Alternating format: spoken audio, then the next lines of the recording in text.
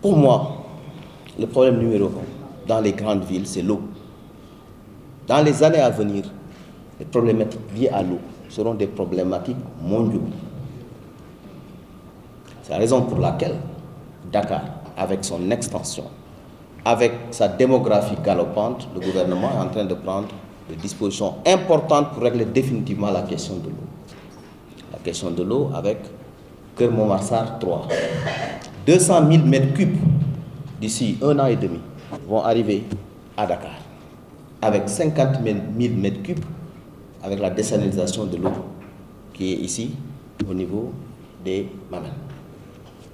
L'autre problématique, c'est l'assainissement. Vous l'avez dit, nous avons de gros problèmes d'assainissement dans nos grandes villes, comme Dakar par exemple, où la population croît.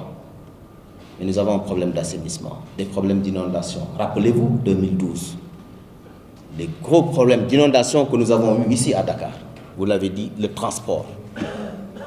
Dakar, c'est comme un entonnoir. Dakar, c'est 0,25% du territoire, 0,03 maximum. Mais Dakar, c'est quasiment 30% de la population. Vous vous rendez compte, 30% de la population concentrée dans 0,25% de la superficie nationale. Cela pose problème, cela explose. C'est la raison pour laquelle le président de la République, son Excellence M. Macky Sall, a mis un programme important. D'abord, régler le problème de cet effet balancier, où le matin, on voit une vague qui arrive de la grande banlieue vers Dakar, et le soir, le retour. Ce phénomène pose problème à Dakar. Le président a mis en place le pôle urbain de Diamniadio, qui est d'abord une première réponse à ce problème. Faire en sorte que des sphères ministérielles, actuellement il y a 15 ministères à Diamniadio qui ont quitté Dakar et qui sont à Diamniadio.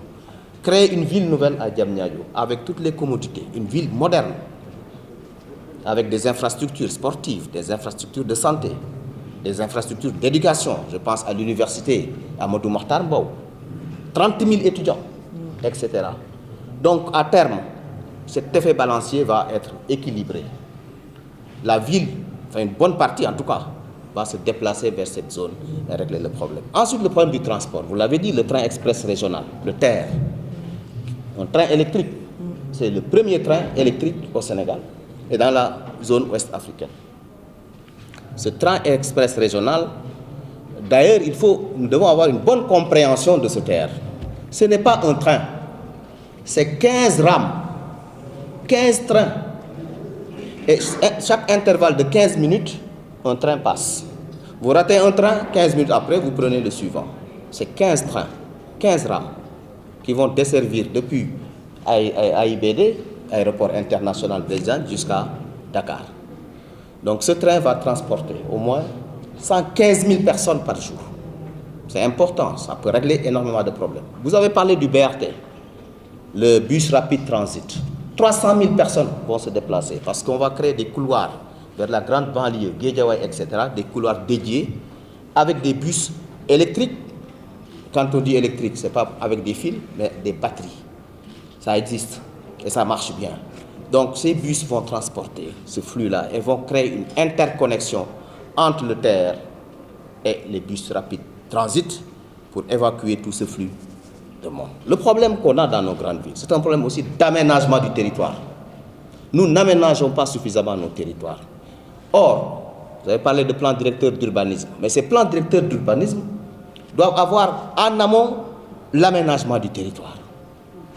Nous devons aménager notre territoire de manière globale avant que l'urbanisme vienne faire son plan directeur d'urbanisme, avant que les communes viennent faire leur plan directeur d'urbanisme au niveau urbain.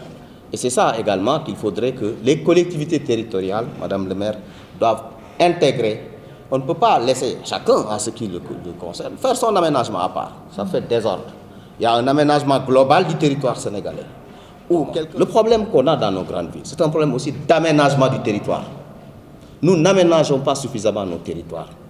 Or, vous avez parlé de plan directeur d'urbanisme, mais ces plans directeurs d'urbanisme doivent avoir en amont l'aménagement du territoire.